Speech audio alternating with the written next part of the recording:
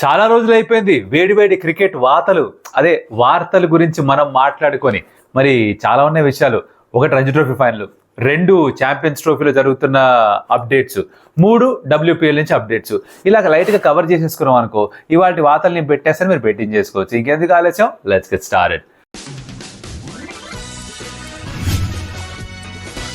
Welcome to Stump Tales. నా పేరు Kaushik and ఇప్పటిదాకా ఎప్పుడు కూడా సబ్స్క్రైబ్ చేసుకోకపోతే కన్సిడర్ డూయింగ్ దట్. అండ్ ఒక అరక్షణ పని లైక్ కొట్టండి, వీడియోకి ఆటోమేటిక్గా రీచ్ పెరిగిపోతుంది. అంతే మీరు చేయాల్సిందల్లా. That will help us go a long way. Please do that. And first things first, Ranji trophy final, మన డొమెస్టిక్ ప్రీమియర్ ఛాంపియన్షిప్ ఫైనల్కి చేరుకుంది. దాంట్లో ఏమిటంటే Vidarbha is gonna take on Kerala మొట్టమొదటిసారి రంజీ ట్రోఫీ ఫైనల్కి వచ్చారు. That's a huge achievement for them. Sachin Baby is their captain. SRH team squad లో ఉంటాడు సచిన్ బేబీ, తనే లీడ్ చేస్తున్నాడు. మరోవైపు Vidarbha 2 time champions, looking for the 3rd title. Somebody like Karun Nair is playing as a professional for Vidarbha. Route వీళ్ళ finals కి రావడం కొంచెం contrasting styles అనమాట. ఎందుకంటే విదర్భ ఏమో గ్రూప్ స్టేజ్ లో అవుట్ ఆఫ్ 7 6 గెలిచారు. దాని తర్వాత క్వార్టర్ ఫైనల్లో ఏమో తమిళనాడు ఓడించి, సెమీఫైనల్లో ఏమో డిఫెండింగ్ ఛాంపియన్స్ ముంబైని ఓడించి దర్జాగా ఫైనల్కి వచ్చారు. మరోవైపు కేరళ గ్రూప్ స్టేజ్ లో 3 మ్యాచ్లు మాత్రమే గెలిచి, తర్వాత క్వార్టర్ ఫైనల్లో వాళ్ళు JNKని లైట్ గా ఫస్ట్ ఇన్నింగ్స్ లీడ్ తో ఓడించి, సెమీఫైనల్లో గుజరాత్ అగైన్ 2 runs లీడ్ తో ఫస్ట్ ఇన్నింగ్స్ లీడ్ సంపాదించి, విచిత్రంగా జరిగింది. అది కూడా మీకు చూసే ఉంటారు, రీల్స్ లోనే ఎక్కడ చదివే ఉంటారు. దట్ లాస్ట్ 2 runs మాత్రమే కావాలన్నప్పుడు గట్టిగా ఒక షాట్ ఆడితే సిల్లీ పాయింట్ ఫార్వర్డ్ షాట్ ఫీల్డర్కి హెల్మెట్ మీద తగిలి అది బాల్ గాల్లోకి వెళ్ళి అది క్యాచ్ అవుట్ అయ్యి వాళ్ళకి ఫస్ట్ ఇన్నింగ్స్ లీడ్ వచ్చి వాళ్ళు దాంతో ఫైనల్లోకి వచ్చారు. ఎలా అయితే మొత్తానికి ఫైనల్లోకి వచ్చారు, that's what matters. And it's the big game for both the sides. Lots at stake for somebody like Karun Nair, because Vijay హజారేలో బాగా ఆడాడు, రంజీ ట్రోఫీలో కూడా డీసెంట్ గానే పర్ఫామ్ చేశాడు. ఈ ఫైనల్లో కూడా పెద్ద నాక్ ఆడి టీంని గెలిపిస్తే ఇంగ్లాండ్కి వెళ్లే ఇండియా టూరింగ్ పార్టీలో తను బహుశా ఉండే ఛాన్స్ ఉంటుంది. అంటే 15, 16, 17 మంది తీసుకెళ్లి దానిలో ఒకటిగా వెళ్తాడేమో. విదర్భ స్లోగా ఒక పవర్ హౌస్ గా మారిపోయింది రంజీ ట్రోఫీలో. వాళ్ళ ఏజ్ గ్రూప్ క్రికెట్ చాలా బాగుందట, అక్కడ దాన్ని బాగా నర్చర్ చేశారు. కాబట్టి ఇప్పుడు ఇలా రంజీ ట్రోఫీలో కూడా రిజల్ట్స్ వస్తున్నాయి వాళ్ళకని చెప్పేసి టాక్ క్రికెటింగ్ సర్కిల్స్ లో. ఇది Ranji trophy final boss. So మీరు మ్యాచ్ చూడకపోయినా కూడా మొత్తం అంతా కనీసం ఫాలో చేయండి ఇంటర్నెట్ లో. That will be interesting and fun.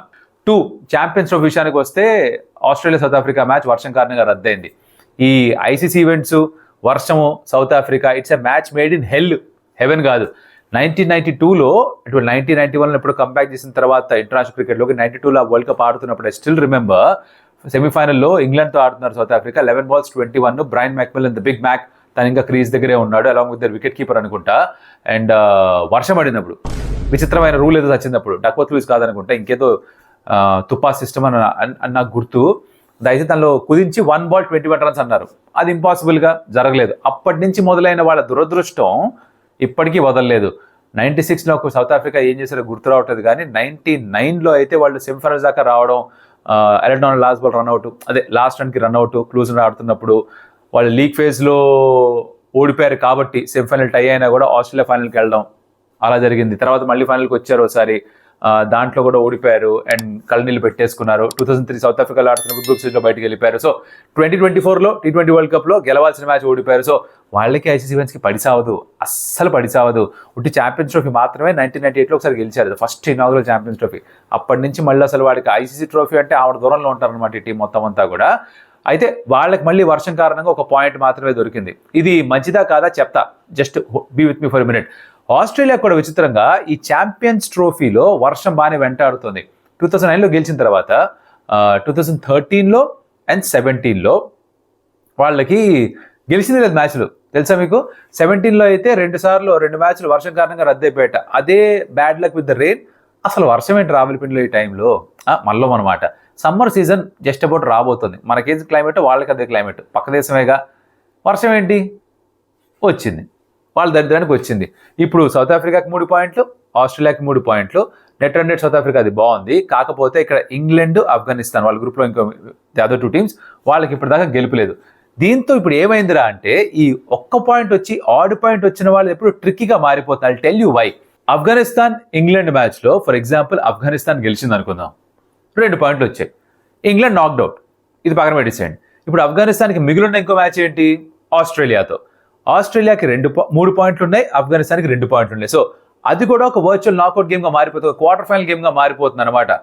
Afghanistan అది గెలిస్తే వాళ్ళకి 4 points వస్తాయి, ఆస్ట్రేలియాకి 3 ఉంటాయి, Australia knocked out or net run rate మీద రావచ్చు బేసిక్గా అప్పుడు. అంటే సౌత్ ఆఫ్రికానా Australia depend on the net run rate, and of course South Africa's result also. Now for example, on the contrary, England గెలిచింది అనుకుందాం ఆఫ్ఘనిస్తాన్ తోటి. సో ఆఫ్ఘనిస్తాన్ నాక్డ్ అవుట్, పక్కన పెట్టేసేయండి. ఇంగ్లాండ్ వెళ్ళి సౌత్ ఆఫ్రికాతో ఆడాలి. సో ఆ మ్యాచ్ కూడా virtual నాక్అవుట్ గేమే.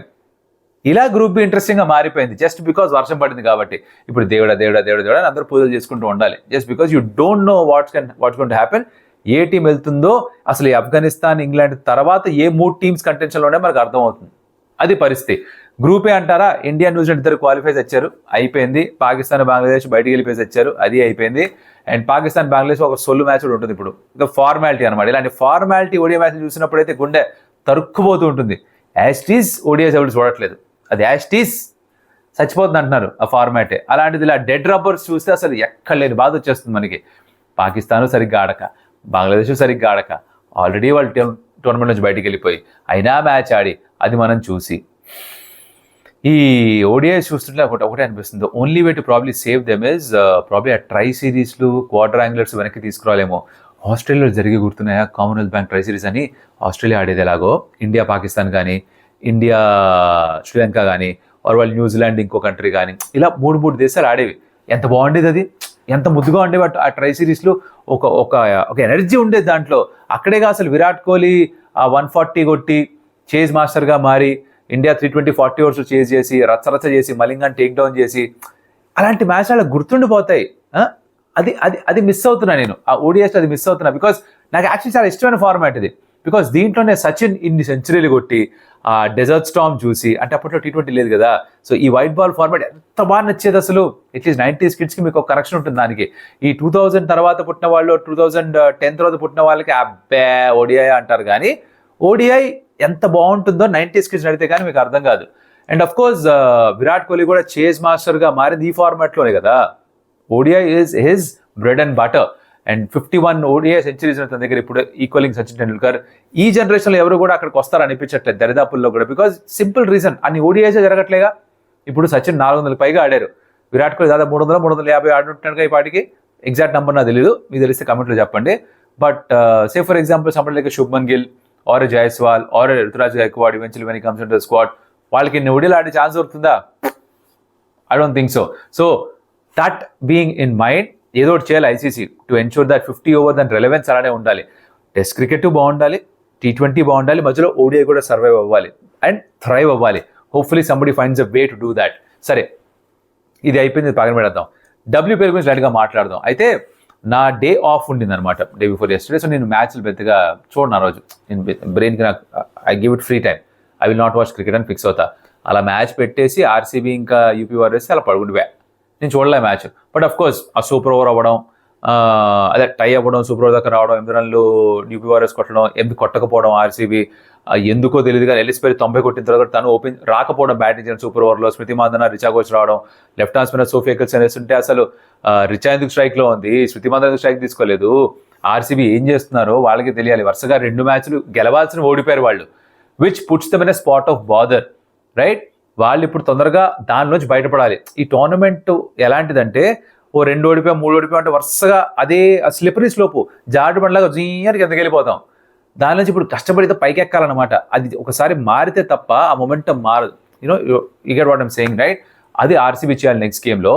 And the day of the recording this video, DC ఇంకా జీజీ మ్యాచ్ జరిగింది. జీజీ అస్సలు సరిగ్గా ఆడలేదు. డీసీ కంఫర్టబుల్గా గెలిచేశారు. 127 టార్గెట్ ఉండింది, ఈజీగా ఆషామాషి కొట్టిపారేశారు. జస్ జాన్సన్ అద్భుతమైన నాకౌట్ ఆడింది చాలా కాలం తర్వాత. షఫాలి కూడా డీసెంట్ క్యామియోట్ ఆడింది. దాంతో ఏమిటంటే వీళ్ళకి 6 పాయింట్లు టాప్ ఆఫ్ ద టేబుల్కి వెళ్ళిపోయారు. జీజీ సరిగ్గా ఆడలేదు, వాళ్ళ కింద ఉన్నారు. ఇప్పుడు యూపీ వారియర్స్ 2 గెలిచారుగా, సడన్గా 2 గెలిచారుగా వాళ్ళు, ఎవరికి అర్థం కాని విషయం అనమాట. సో ఇప్పుడు నెక్స్ట్ ఏమిట్రా అంటే మ్యాచ్, ఎంఐకి ఒక మ్యాచ్ ఉంది యూపీ వారియర్స్ తోటి. వాళ్ళు ఎలా ఆడతారని చూడాలి. అఫ్కోర్స్ ఆర్సీబీ కూడా ఇంకో గేమ్ వస్తుంది. సో ఈ మ్యాచ్ ఇంట్రెస్టింగ్గా మారిపోతే, ఇన్ఫాక్ట్ ఇక్కడ నుంచి ప్రతి మ్యాచ్ ఇంట్రెస్టింగ్గా ఉంటుంది అనమాట. బికాజ్ ఆ టాప్ 3లో ఉన్న వాళ్ళే ప్లే ఆఫ్స్కి వెళ్తారు. దానికోసం the race is heating up half way through the league phase. అందరూ కనీసం ఒక మ్యాచ్ అన్న ఓడిపోయారు, కొన్ని టీమ్స్ 2 మ్యాచ్లు ఓడిపోయారు. సో WPL కూడా ఇంట్రెస్టింగ్గా మారిపోతుంది. బట్ ఏం సీజన్ రా బాయ్, 6లు కొడుతున్నారు, 200 కొట్టారు, అది చేజ్ అయిపోయింది. తర్వాత 15 బాల్స్లో హాఫ్ సెంచరీ చూసాం. సోఫీ డివైన్ది ఫాస్టెస్ట్ది ఈక్వల్ చేసింది షినెల్ హెన్రీ. హ్యాట్రిక్ చూసాం. తర్వాత ఎలిస్ పెరీ 3 హాఫ్ సెంచరీ కొట్టడం చూసాం, 90 కొట్టింది. యాష్లీ గార్డనర్ 80 చిల్డ్రన్తో కొట్టింది. ఒక ఇన్నింగ్స్లో 8 6లు 7 6. ఏంటది నెక్స్ట్ లెవెల్లో ఆడుతున్నారు అమ్మాయిలందరూ కూడా. సో క్యాచ్ చేయండి, WPL యాక్షన్ కూడా కుదిరినప్పుడల్లా.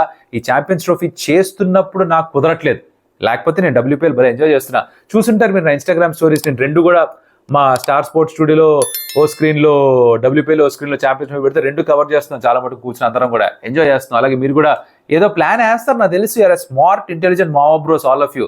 సో వెన్ ఐ సే మావో bros, it is boys and girls both. Don't think I'm only talking to boys. Girls ని కూడా మావో bros, it's an emotion. It's an emotion. If you connect to the emotion of మావో bro, comment లో మావో bro put it. All right, ఇదే మా సంగతులు. ఎందుకంటే నా దగ్గర పెద్ద వార్తలు ఏమి లేవు ఫర్ దిస్ ఎపిసోడ్. సో ఇక్కడికి శుభంగా డేసేద్దాం. ఇప్పటిదాకా చూస్తుంటే కనుక హైఫై ఓ లైక్, ఇంకప్పుడు కొట్టుండకపోయింది. ఇందాక చెప్పా లైక్ ఆరక్షణం పని. అలాగే సబ్స్క్రైబ్ చేసి పెట్టుకుంటే మాకు కాస్త మోటివేషన్, ఛానల్ పెరుగుతుంది, ఛానల్ గ్రో అవుతుంది, ఒక సాటిస్ఫాక్షన్ ఉంటుంది అనమాట. ఆ పనులు చేసి పెట్టండి. మరొకటి మళ్ళీ కలుస్తా. మరి సెలవా, అదియోస్ అమిగోస్.